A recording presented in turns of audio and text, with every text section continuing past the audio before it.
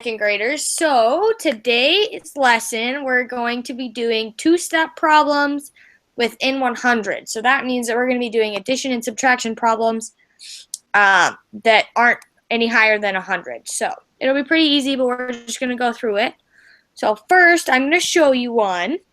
On your tables, you have base 10 blocks, and you also have iPads if you guys want to use those for your visuals instead. And those are just to organize your thinking and help you guys see what you really need to do. So our first problem, I'm drawing this on the smartboard.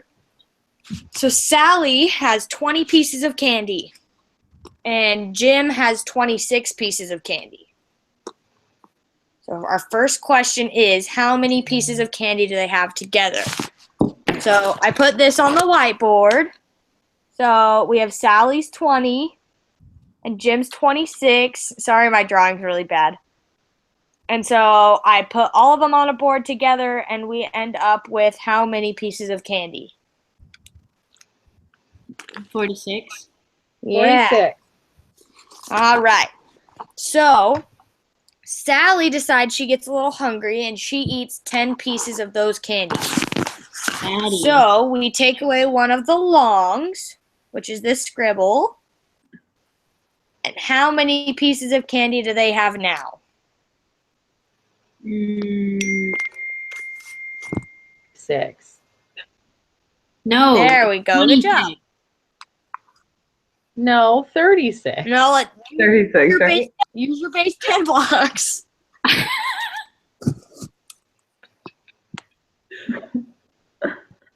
Oh, geez, this is fun.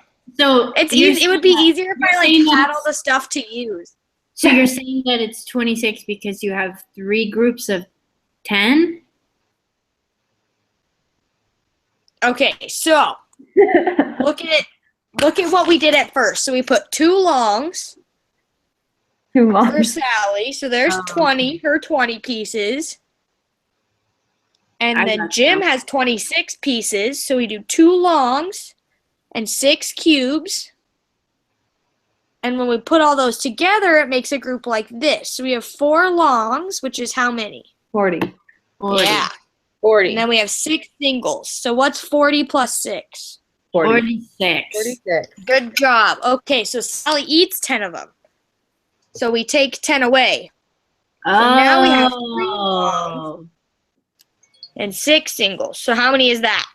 36. 36. Yeah. Okay. Good job, guys. Okay. Do we feel comfortable working through the next problems with your groups, or do you want me to do one more on the board for you? Can we work with our groups? Yes, of course. Okay. Group. So I'm giving you guys a worksheet. And there is 5 problems on your worksheet.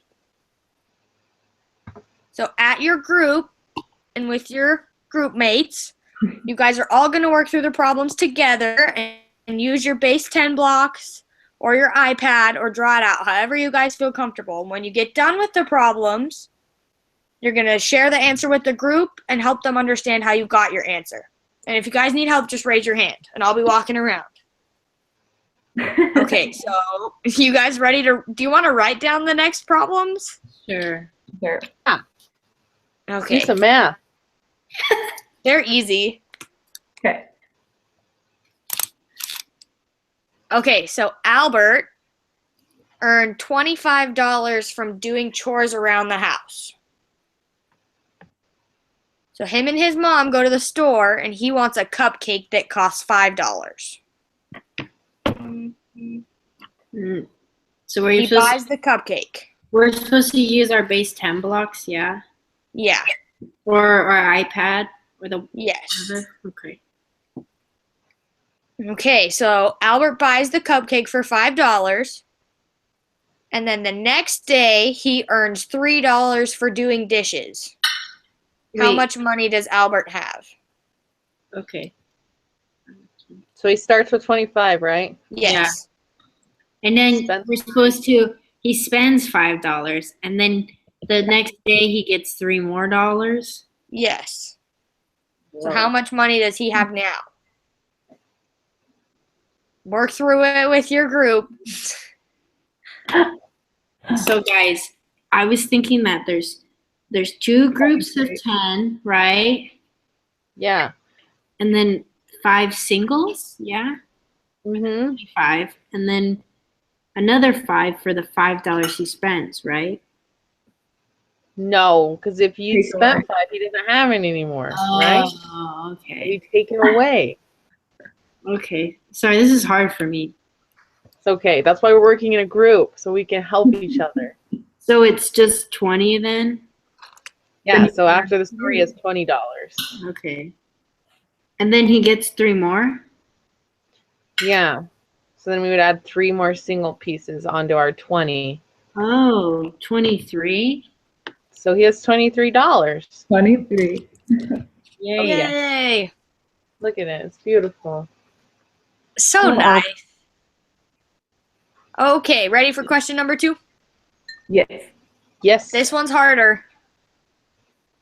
I'm ready. Okay, Craig owns 85 Pokemon cards, Whoa. Well, it's a lot of Pokemon cards. right? Wish I had 85 Pokemon cards.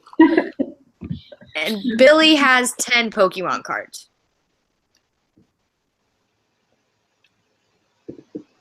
So Craig gives 30 of his Pokemon cards to Billy. You broke up. Okay, Craig has 85. Billy has 10. Craig gives Billy 10 Pokemon cards. Oh. Wait, Craig gives Bill? Yeah, gives him 10.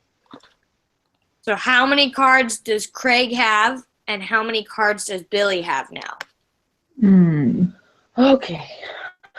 Craig has 75, right? Group. What? 75. Does Craig have 75?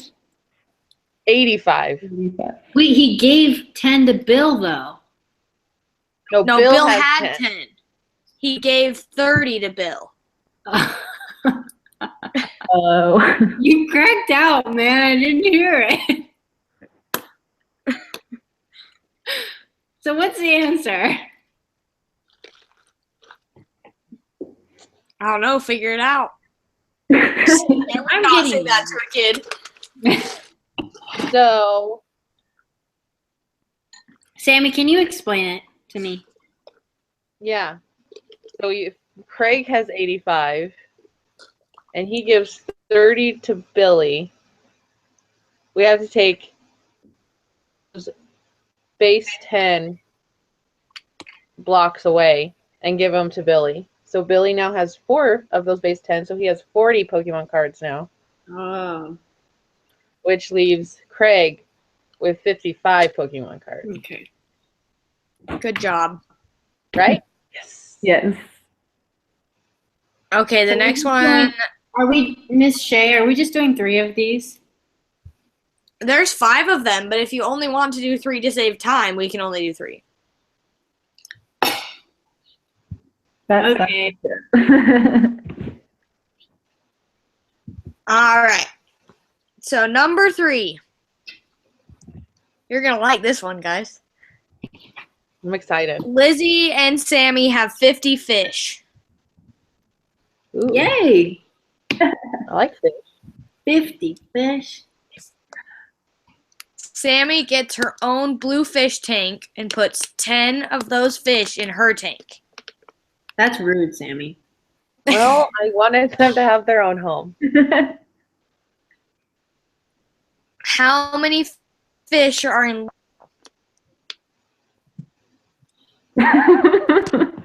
How many fish are in Lizzie's bowl? Yeah. Okay. You broke up. Okay, so we take 10, a group of 10 away from the 50, and Mm-hmm. how many are left, right? Yeah. Yeah. Right. So we have Sammy has 10 and Lizzie has 40. Yep. Okay. Yeah. Now 20 of Lizzie's fish die.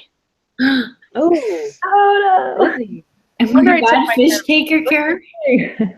Your cat got him. Okay, that's okay. So how many fish does Lizzie have now? 20. Yay! Woohoo! Funny. We're math wizards. Okay. Next question. I thought we were Roxy doing has 100 blocks. Okay.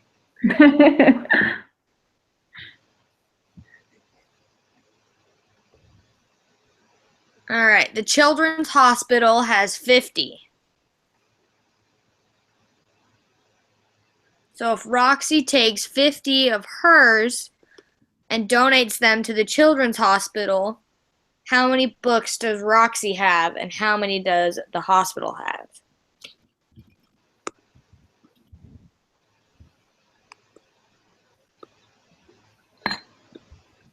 The hospital has 100 books now, Yeah. while Roxy has 50. Yay! Nice job, Sammy. Thank you. Thank you. You guys are When you put it so in books, smart. I understand. Okay. Number 5. Shay has 10 marbles. You really got creative with those names. She was playing outside and lost 2 of her marbles. I didn't know what to do. I was like, well, whatever. She lost 2 marbles. Okay. Shay went to the store and bought 50 more marbles. Whoa. So how many does she have now? Well,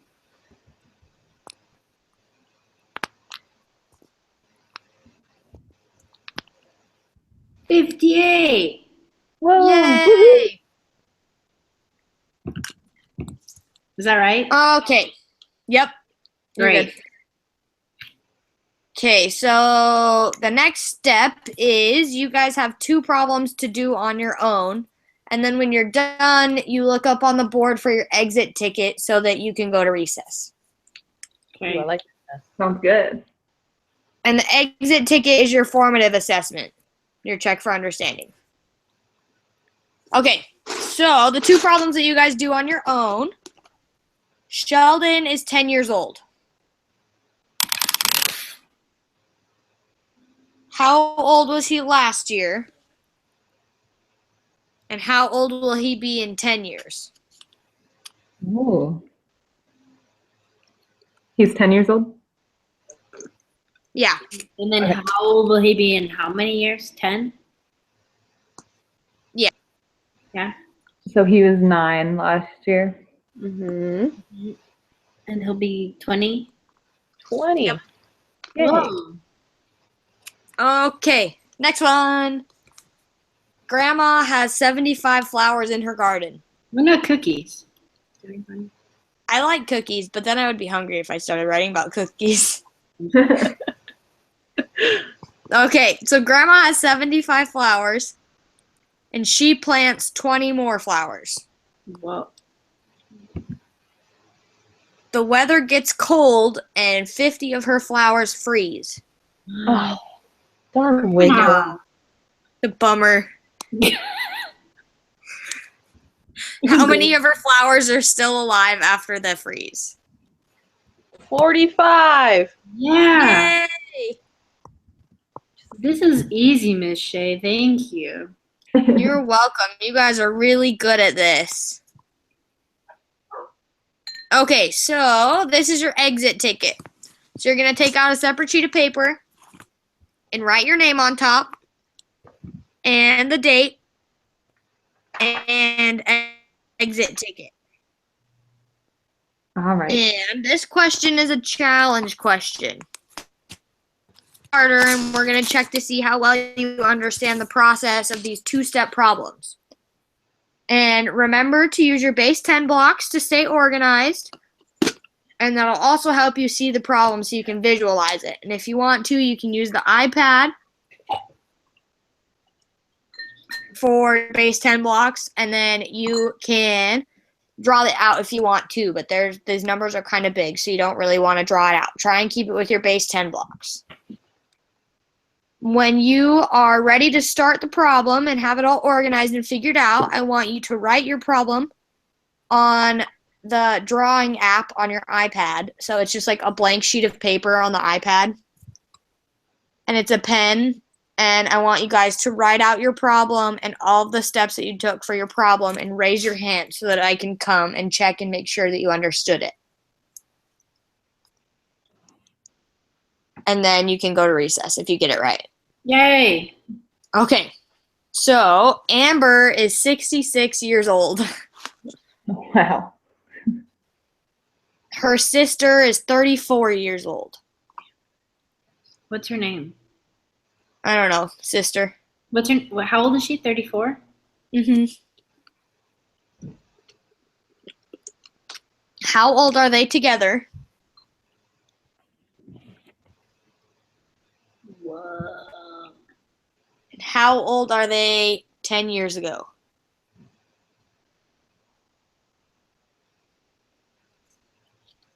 Wait, Like, when you say how together? old are they 10 years, like when 10 years ago, like together or separately? Separately, but I don't. Should I phrase the question separately? Well, I would probably add on just because that's kind of confusing, Miss Shay.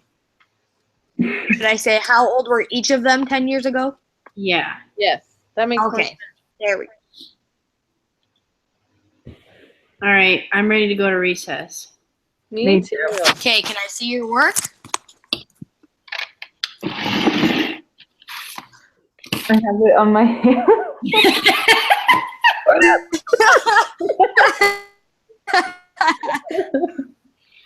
Roxy can't go to recess. Her hands have to stay inside. Sammy and I get to go. Roxy gets to stay. Okay, guys, we're done. Great. Oh my gosh. Nice job, Shay. That was good. Good job. That was Thanks. I liked how you made the iPad a part of it for kids that don't want to write or use the blocks. They can actually draw them for kids that like to do that, and then the kids that like hands-on stuff. So I enjoyed it. Yeah, it was good. That was one of my corrections on the last lesson plan was I only had like one mode of representation. So I wanted to make sure that I got at least 3 in this time just to make sure. Because I know my Sandy? nephew has a problem with grabbing things. He's special ed, and so he has a problem with grabbing things. You even had the paper So- though too, so they could write it. So they could actually write it. They could use the iPad, and then they could actually use the blocks. Yeah, the blocks. Yeah. That was nice to That's have good. those three modes of representation. good. Okay, nice job. Now what? So Should we now go through ours? talk about Individual? our individual contribution stuff. All right, let's just kind of just briefly describe this stuff. Don't go into huge detail.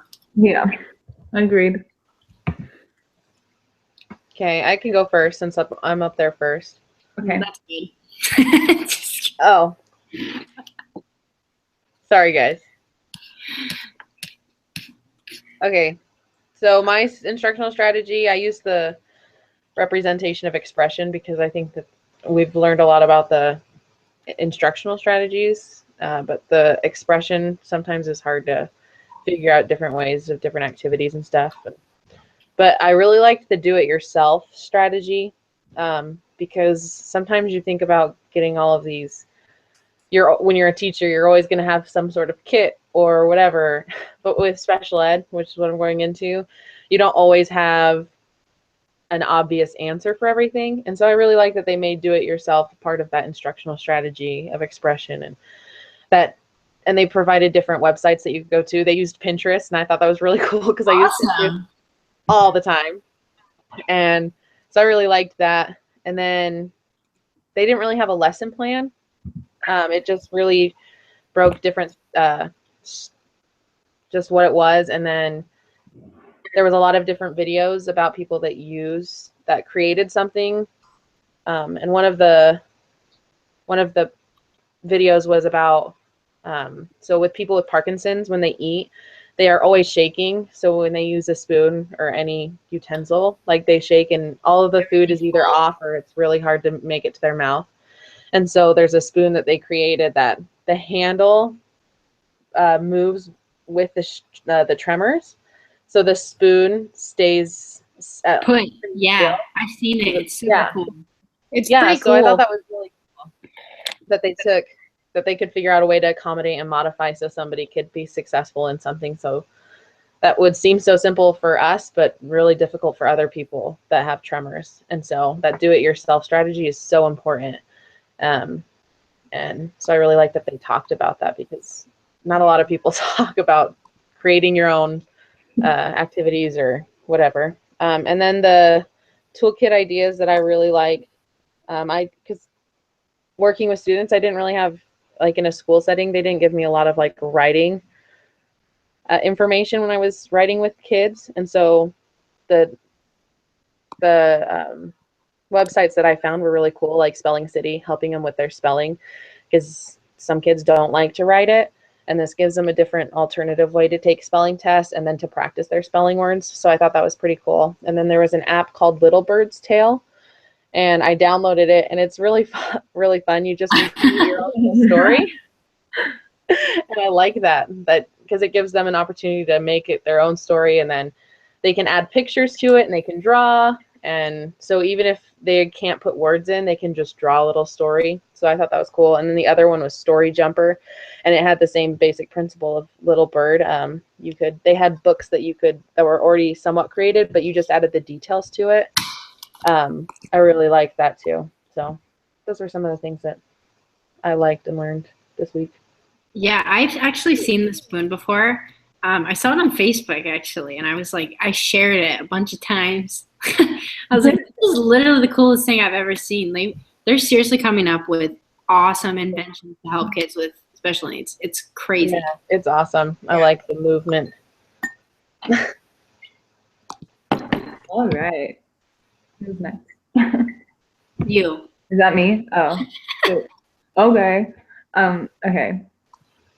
So my instructional strategy was presenting, and I don't know, I think it's pretty important because some students are pretty visual learners, and then when someone else is like saying a concept, it's easier for them to grasp it.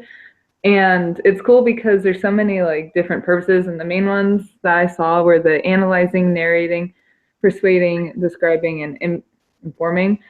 And because of all the different purposes, it could be used in almost every subject in school. And it could be used between the teacher and students, or the students to students, whatever. And so the lesson plan, it was for a 4th grade class. And so it was a little confusing, but the teacher, so basically the students are coming up with a presentation about their, I can't remember what it's about. One second.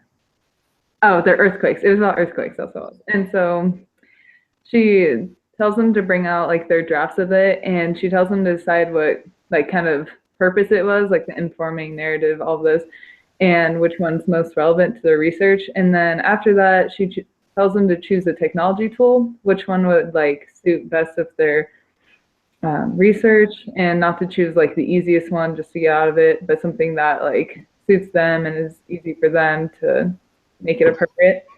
And then there was like different stations and with a different technology. And so they go through all of them to see like which one would work best. And then when they do that, they start presenting with the little group of the people that chose the same thing. And so they're presenting with people doing like the same technology, so it's easier for them to get used to it. And that was that. And then for the toolkit ideas, I chose the text-to-speech and speech-to-text toolkit idea.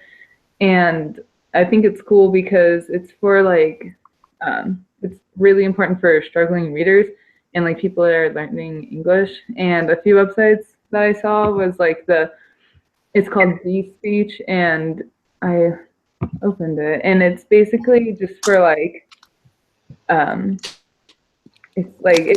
you're allowed to read out the written text and then choose a sentence to be pronounced based upon the vocal answers. And so it's just easier for them to like understand what they're reading. And then another one was Voki, and like I read that in a bunch of the different ones, so apparently it's pretty like big. And it basically just allows the teachers and the students to create and share online like avatars, and it uses the text-to-speech technology, and it just works so anyone can like understand what they're saying. I don't know. It sounds pretty cool. I couldn't like get it because you need like a membership, but whatever. And so yeah, that was my. That's cool. I like how we're like actually downloading the apps and stuff, getting really interested into it. I know. I was doing this when I was reading over it. I was like downloading all these things and playing with it. I'm like, I'm such a nerd. Why is this so exciting for me? No, it's a good thing. It was like $50 a month. I'm like, who would pay for it? Yeah. That's okay. I bought scented markers today, so Oh, that's not good. I was You can excited. see all day. Yes. Yes. All right. So my instructional strategy was interacting with peers. I think this is like a super awesome concept that everyone needs to know how to do. We're constantly collaborating even as teachers. So it's good to learn these skills now so we can develop them, so we can teach our students. And we learn a lot from our peers. So something the website said was that it's really good for kids that are struggling in math. It helps them provide explanations, find clarity, and then ask and answer any questions. It also helps them involved with listening, speaking, writing, any visual representation. So I just like thought it was super cool. There's more positives to it than negatives when you interact with anyone. So we need to know how to develop that skill. So the lesson plan was a 4th grade class, and the students are focusing on decomposing fractions and how many different ways there are to just decompose one. So there's like 7 different ways how to decompose one. You know, she was trying to say there's not just one way to do this. So to kind of start it off, she had each kid have their own like individual whiteboards. They had a marker, and then she gave them a problem, and she had them do it. And then once like the time was up, she had them turn their whiteboard and show her. So that was her checking like which kids remembered, which kids didn't, which kids she needed to spend more time with. So I thought that was a good starter, like a warm up. And then after she does that, she then walks through the problem with the kids for the people that didn't understand, just to clarify anything if kids were still confused. And that helped boost their memory of the lesson last week. And then she then moved into like group work. And she said, like to the class, she made a group discussion, and she was like, well, how do we act in groups? How do we want to act? What don't we do in groups? So they made a do's and don'ts list on the whiteboard, like the big one. And then once they finished, she was like, I'm going to keep this up there because we're going to get into groups, and you might want to add to it at the end. So she then explains to the kids that they're going to be split into groups, and she's just going to assign them groups and call out names. And then she's going to give each one of them a problem, and they have to show at least 2 ways to do it. So she then divides them up. They get in their groups, they get their problems, and she individually stops at every group, and especially the struggling kids, which I envied about that, because she just prompted them with questions. She was just like, well, why do you think that? And a lot of the kids were just skipping over what other kids thought, their thoughts on it. And she was like, well, why isn't her answer right, rather than just telling her it's wrong? So it was good for the other kids to like teach that one kid that didn't understand. So she just prompted them. So I thought that was awesome. And then once they were finished, or sorry, I missed a part. They were allowed to use whatever materials they wanted. So like any previous stuff they used, they were using like a virtual manipulative and the whiteboards. And then after they finished, she redirected the class and then asked them what they found, what group strategies worked well, and then they just were building off each other's ideas. So I thought that was a pretty cool lesson for me. The toolkit, I did collaborative tools. I thought this was awesome. Like, obviously mine's kind of stuck together. I did like interacting with peers and collaborative tools. So this is kind of linked to that. Mm-hmm. So there, I obviously did 3 of them, but I just shared my top 2. So I did the Stormboard, and it's this like online brainstorming and collaborating like website, and it has like videos and it shows you how to work it. The coolest part for me is that you can make sticky notes, and you can like comment on things that you thought were cool that you still have questions on. Other people can comment on them. You can share them as PDF files. So it's just like to organize your thoughts. So I thought that was really cool. Then there was another one, and it was called like Vower. And I remember kind of having something, it was like Boxer when I was a kid. And it's like it's an app, obviously, that you download. And so the same thing is you're just like sharing. You can share videos, you can share over the phone, like just like your voice. You can send messages, you can send pictures. It's basically like texting. So that's what I used when I wasn't allowed to have a phone. So that was, I mean, it says its own things, but it's nice for kids to like collaborate outside of school. So that's something to use. But the other one was like Edpuzzle, and it was about videos and how to edit them. And then like they were saying that shorter videos engage students more. I wasn't too interested in that one, but yeah, that's fine. Nice. All right, so my instructional strategy was applying mathematics skills for success in science. It's a 4th grade classroom, and it just kind of explains like how to include math in their science experiments, because you know how like 3rd and 4th grade you actually start doing something instead of just like learning about science. Mm-hmm.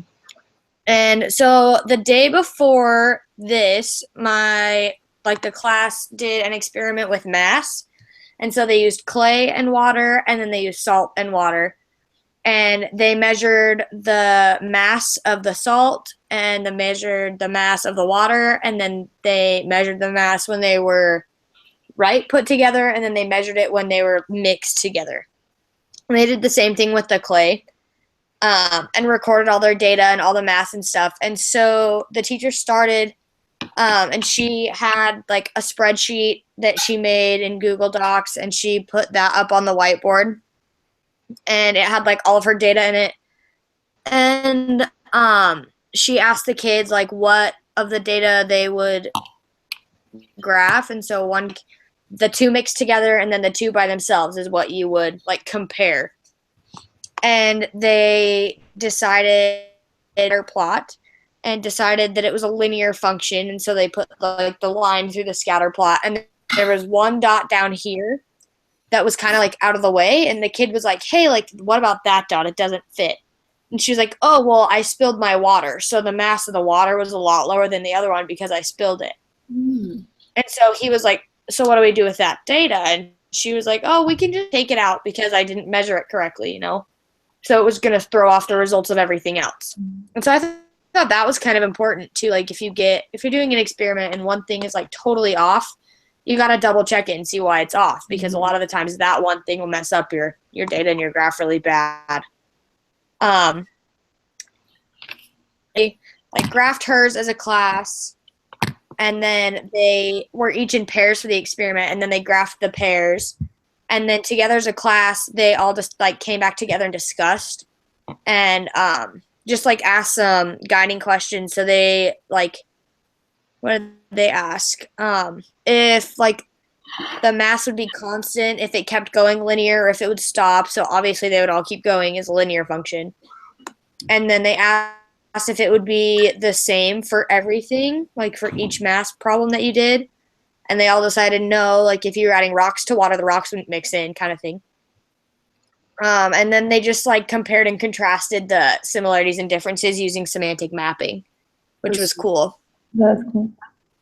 And then for the UDL toolkits, I chose multimedia and digital since I want to teach younger grades anyways, and so I liked the storytelling one. The first one I found was Adobe Spark, and it like creates animated stories. You put a picture there and you record your voice, and it like goes through the paper. It's kind of like PowerPoint where you can like do it, but it's the animated videos. And then you can make like quote pictures, or you can do like comic books. And then there's Storyboard, that is just the like comic book like strip looking things. And then there's Puppet Pals, and it's an app for the iPad, and it like you put a story in, like type your story, and it creates the story for you. It looks like a puppet show, and it's just cute and fun. So That's that's awesome. what I did. That is awesome. Love puppet shows. Right? Kids have to do, look at man. this That's a app. good one. That's a good one for kids, especially. Yeah. Seriously. Yeah. They'd love that. Yeah, you like pick the characters, and then it's super easy to make. Awesome. Yeah, that's about it. That's awesome. All right. Summaries? Yeah. All right. Sammy, All right. what did you So like? I like listening to Shay's lesson because it really, I mean, obviously she's the first one that has to do it. So that's kind of has its pros and cons. Yes. But it was nice to see how it would work with us being the students and you teaching it, not just telling us what you were going to do in a lesson plan, but actually teaching the lesson plan. So that was kind of nice. And then I always like talking about the UDL strategies, and I thought the toolkit was super cool. Yeah. There's Yeah. so many different tools that I didn't know that there were, and I'm sure there's a lot of teachers that don't know are out there. So it's always cool to look and find new things that are good representations, that if a student's struggling, that you can find a different mode for them to understand and grasp the concept. So it was really cool. I really like that website. It's definitely bookmarked for sure. That's awesome. All right. I like don't want to say anything because I'm agreeing. I'm like, man. I know. All right. So, yeah, I liked Shay, in your thing. I thought it was super good. And I really liked how you had a bunch of questions for them to do, like the we do thing. I thought that was important instead of just having like only a few or one question, and they could work in groups. And yeah, I agree with the UDL and the toolkit thing. And I thought it was cool how a lot of them are free too, because like, I don't know, that matters to a lot of teachers. They don't want to spend the money on it. And so I think it's cool that they could use that as another tool instead of just regular things not on the computer. Yeah. I obviously agree with everything you said. I'm going to try not to repeat it.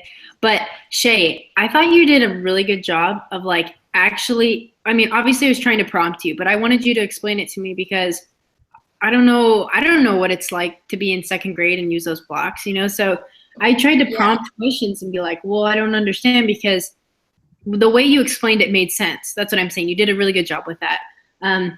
Like I said earlier, I thought you did a good job of showing your multiple means of representation. So the worksheet the kids got to have, you had your whiteboard, you had also just like working with our peers, the iPads, you know, like the blocks, like I really enjoyed that.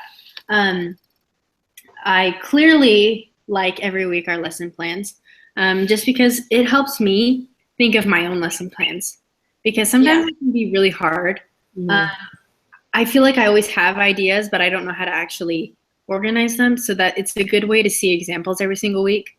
Yeah. And then kind of just like we were supposed to look at the literacy and math stuff too. And holy moly, they have like the coolest stuff, like you guys said, Right? like so many helpful tools. So like I bookmarked it too, actually. So I just thought it was, I really enjoyed that. I mean, I wrote 95% of what I looked at down because I thought it was so interesting that I could use in my own classroom. Me too. Yeah. It's cool. All right. So obviously I delivered my lesson plan, which went better than expected. I really appreciate the feedback that you guys gave me. I'm glad that I could like explain it well. And like when I initially thought about it, like our math teacher said that like they usually learn about base 10 blocks in first grade. So I was like hoping, like when I teach a class, I'm hoping that they'll understand how to use them. But if not, obviously I'll teach them before I put them in there. That made me really excited to like actually teach my own class, which is cool. Yeah. And then I loved the toolkit. I looked at a whole bunch of different ones. Like I didn't just pick my 3. And I like that's going to be a really valuable resource for when we actually get out there and have stuff to use, especially because I don't know, like I'm sure you guys don't really know all the new technology and stuff that they have out for kids too. Like it's crazy how much stuff is out there as opposed to like whiteboard and chalkboard. Let's write up there like we used to do. Yeah. And obviously lesson plans are always super interesting to hear about and just like see how teachers are doing it now and like how we can improve and change and like do all different stuff when we're teachers. So yeah. Sweet.